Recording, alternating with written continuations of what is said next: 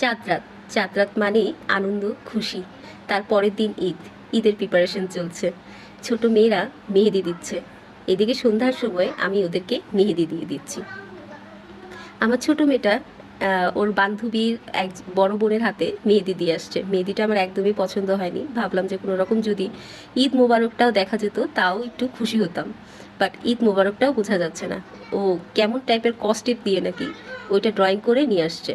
তো যাই হোক, ওটা আমার একদমই ভালো লাগে নাই। এদিকে আমার বড় মেয়েটার হাতে আমি নিজে ডিজাইন করে মেহেদি দিয়ে দিচ্ছি। জানি ভালো হয়নি, তারপর আপনারা একটু কমেন্ট করে জানাবেন। চেষ্টা করেছি।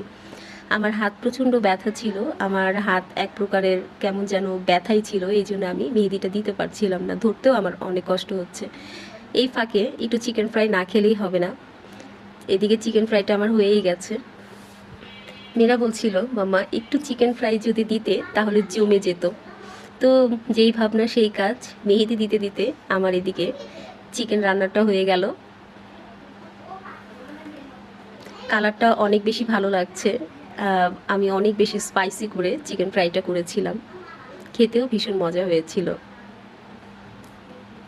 মেহেদি দিতে দিতে চিকেন ফ্রাইটা প্রায় খাওয়ার শেষই আমার। এতটা পছন্দ করেছে আমার ঘরের লোকরা এই চিকেন ফ্রাইটা।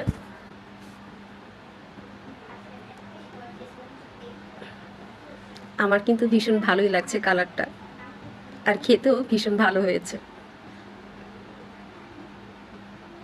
আপনারা অবশ্যই আমার বাসায় চলে আসবেন।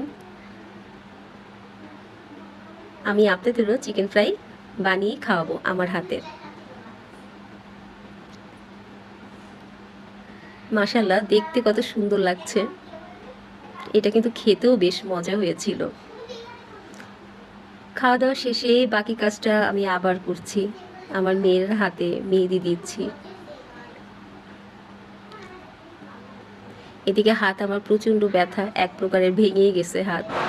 অনেক বেশি কাজের ফলে আমার ডান হাতে অনেক বেশি চাপা পড়েছে, এই জন্যে আমার হাতটা প্রায় ভেঙেই গেছে। চাঁদ রাতের দিন যদি বাহিরে না বের হই আর তারাবাতি না ফুটাই তাহলে কি হয়? তো বাহিরে নেমেই চলে গেছি তারাবাতি ফুটাতে। ফুটাও।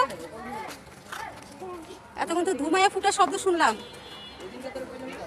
হ্যাঁ, ওই যে দিতেছে না। দূরে যাও, দূরে যাও, ফুটে যাবে।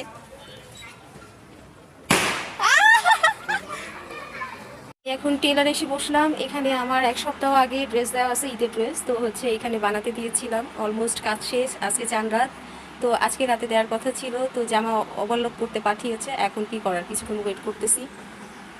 অনেক কাজ এনারা করে থাকেন।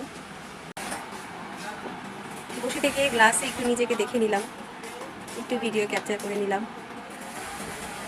তো বন্ধুরা, আপনারা যারা আমার এই ভিডিওটা দেখেছেন সবাইকে অসংখ্য অসংখ্য ধন্যবাদ। সবাইকে অনেক অনেক শুভেচ্ছা আমার আর আমার পরিবার থেকে অনেক অনেক অভিনন্দন। আপনারা ভালো করে ঈদ কাটান এবং ঈদ মোবারক।